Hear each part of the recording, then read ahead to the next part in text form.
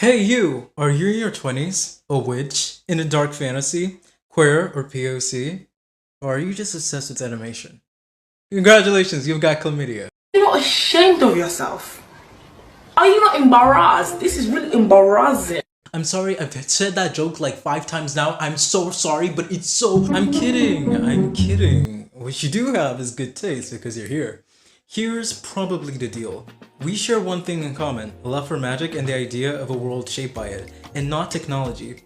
How would the influence of raw magic change religion, culture, and even society itself?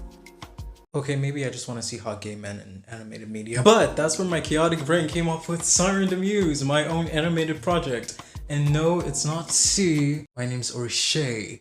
I see you struggling to pronounce it. I'd introduce myself, but that's kinda what descriptions and bios are for, so you can go check those out after this, but here's a short synopsis of my story.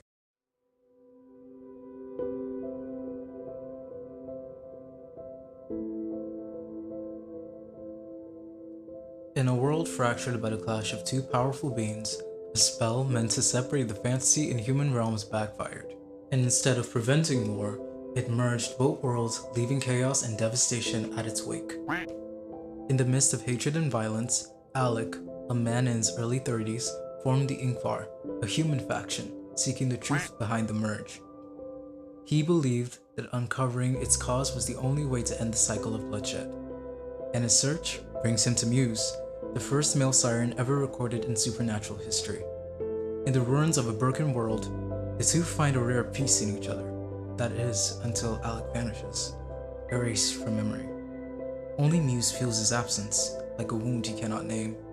Driven by grief and fury, Muse joins forces with Unique, an Ingvar with hidden power, and Alaric, a self-proclaimed human leader of the supernaturals. Together, they pursue answers.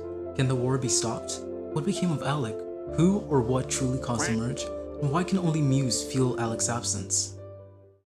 Siren the Muse is a culturally diverse story rooted in Nigerian, Hispanic, and Filipino influences.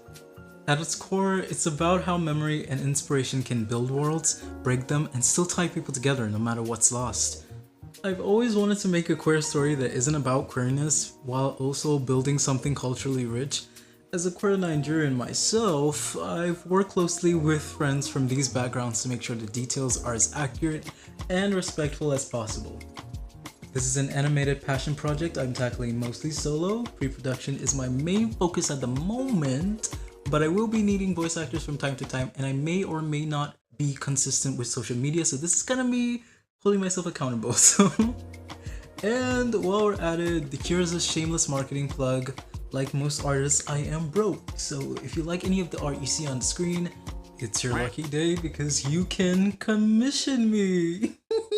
Please keep me alive. And while I have no clue about how this video will perform, even though I dream of catching the sweet spot of the algorithm, that is very much unlikely, so I will be sharing the process as this project comes to life, and I think that's it.